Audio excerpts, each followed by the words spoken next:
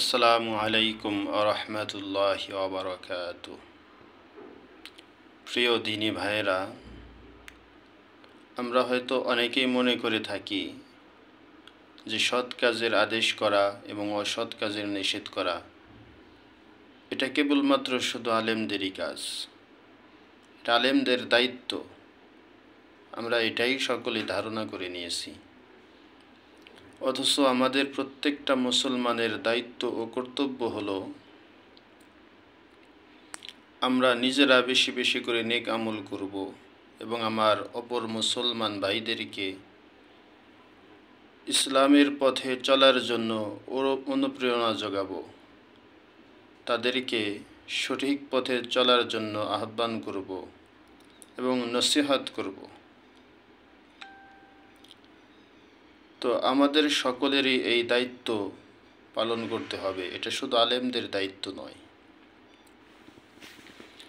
আল্লাহর রসুল সাল্লাল্লাহু আলাইহি ওয়াসাল্লাম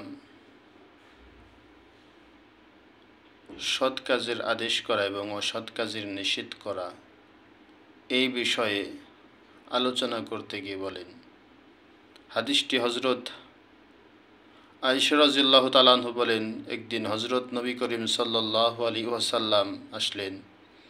আমি তাহার চেহারার দিকে লক্ষ্য করতে লাগলাম। বুঝতে পারলাম গুরুত্বপূর্ণ কোনো ব্যাপার দেখা গেছে। হুজুর সাল্লাল্লাহু আলাইহি ওয়াসাল্লাম কারোর সাথে কোনোরূপ কথাবার্তা না বলে মসজিদের দিকে রওনা হলেন, মসজিদে চলে গেলেন। আমি মসজিদের দেয়ালের সাথে ঘা ঘেঁষিয়ে দাঁড়িয়ে গেলাম তার কথাগুলো শোনার জন্য। হুজুর সাল্লাল্লাহু আলাইহি ওয়াসাল্লাম মিম্বরে তাশরিফ রাখলেন।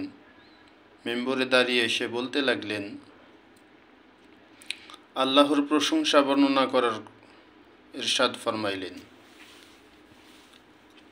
হে উপস্থিত লোক সকল, তোমরা সৎ কাজের আদেশ করো এবং অসৎ কাজের নিষেধ করো।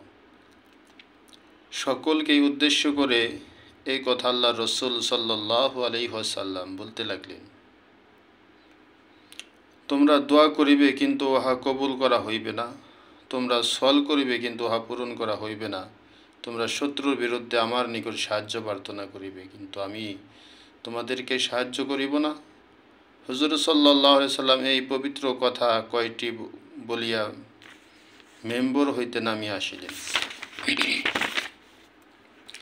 এই বিষয়টি প্রতি যেন ওই সকল লোক বিশেষভাবে লক্ষ্য করল যারা শত্রুর মোকাবেলা করার জন্য দ্বীনি বিষয়সমূহকে অবহেলা ও শিথিলতার উপর জোর দিয়ে থাকেন। কেননা এই হাদিসের মাধ্যমেই আমরা প্রমাণ পেয়ে থাকি মজবুতির ওপর নির্ভর করতে হবে। মুসলমানদের সাহায্য একমাত্র দ্বীনের ওপর মজবুত থাকার মাধ্যমেই হয়ে থাকে। বিশিষ্ট বুজুর্গ সাহাবী হজরত আবু দারদা রাদিয়াল্লাহু তাআলা আনহু বলেন, তোমরা সৎ কাজের আদেশ করো ও অসৎ কাজের নিষেধ করতে থাকো। যদি তা না হয় আল্লাহর ওপর আল্লাহ তাআলা তাহার এমন জালেম বাদশা নিযুক্ত করিয়া দিবেন যে তোমাদের বড়দের সম্মান করবে না, তোমাদের ছোটদের প্রতি স্নেহ করবে না। ওই সময় তোমাদের বুজুর্গ ব্যক্তিগণ দোয়া করবেন কিন্তু উহা কবুল হবে না।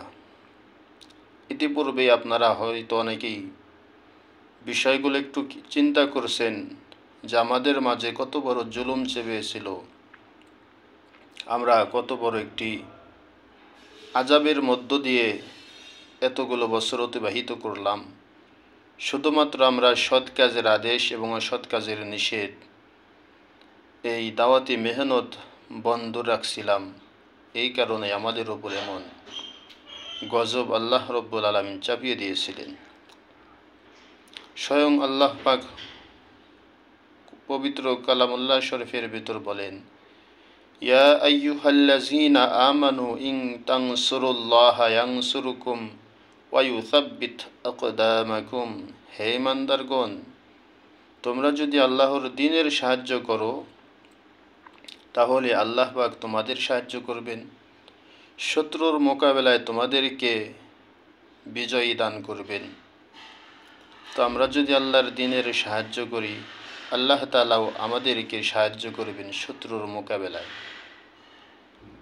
এজন্য প্রিয় ভাইয়েরা, আমরা প্রত্যেকেই শুধু আলেমদের ঘাড়ে এই দায়িত্ব চাপিয়ে না দিয়ে প্রত্যেকেই দায়িত্ববান হই এবং অপর মুসলমান ভাইদেরকে দ্বীনের পথে চলার জন্য তাদেরকে আরও উৎসাহিত করি, অনুপ্রেরণা যোগাই।